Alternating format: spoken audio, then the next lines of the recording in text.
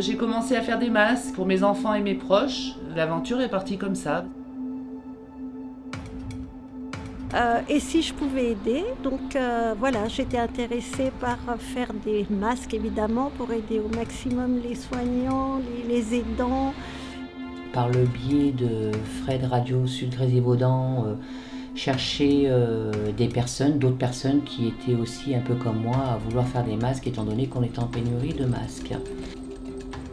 Bah voilà, c'est une réalité, on en parle beaucoup à la télé, il manque des masques. Au bout de 15 jours, on était peut-être une dizaine. On ne pouvait pas faire 400 masques par semaine, c'était pas possible parce que mes couturières, elles en faisaient une petite centaine et c'était déjà très bien.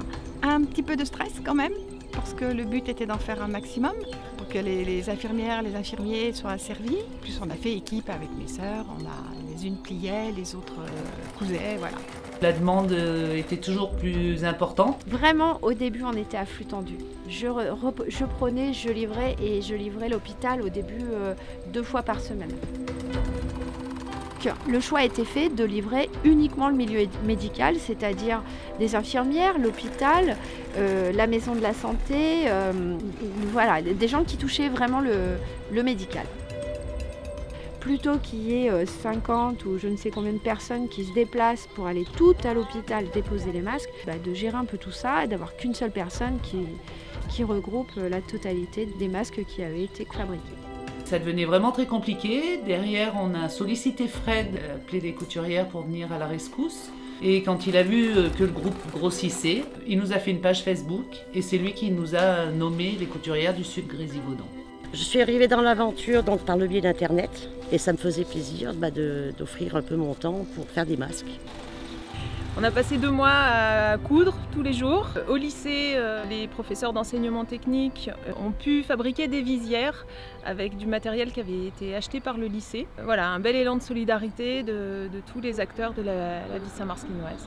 Quand je suis rentrée dans l'aventure, tout bêtement à cause de ma fille Karen.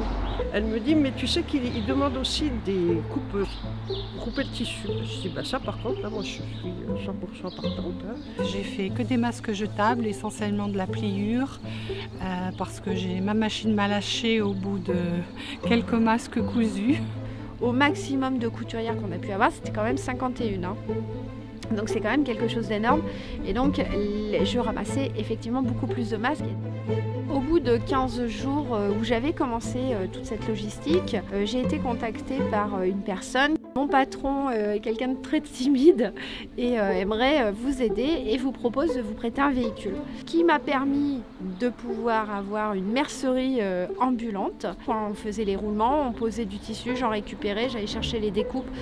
Enfin bref, et du coup ce véhicule il a été d'une utilité de malade. J'avais un grand bazar dans ce camion. Voilà. Moi, j'ai fait que plier des masques et plier des bandelettes parce que je n'ai pas de machine à coudre. Après 3 bobines de fil, des heures devant la machine, je suis très satisfaite d'avoir pu donner un coup de main à ceux qui en avaient grand besoin et je les en remercie de tout ce qu'ils ont fait. On était ravis d'apporter un tout petit peu de notre contribution. J'ai beaucoup aimé ce contact qu'on avait tout ensemble parce que ça nous a permis de passer ce confinement avec un état d'esprit positif. Un fil conducteur qui a été Sandrine qui nous a amené du tissu et qui ramenait nos masques et qui nous donnait des nouvelles, on échangeait entre nous. J'ai trouvé que ça a été une superbe aventure entre filles.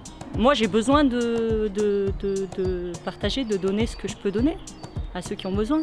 Ça m'a apporté la satisfaction de savoir qu'on était mobilisés. C'est motivant aussi de savoir qu'on est plus d'une trentaine, voire peut-être même une quarantaine, à coudre tous ensemble et à se motiver. C'est vraiment une super aventure avec des super personnes que j'ai hâte de connaître vraiment. Sinon, je crois qu'on a bien travaillé. Hein. Je crois qu'on peut être fiers de nous tout en restant quand même humble, parce qu'on n'est pas les seuls à avoir participé à l'effort collectif.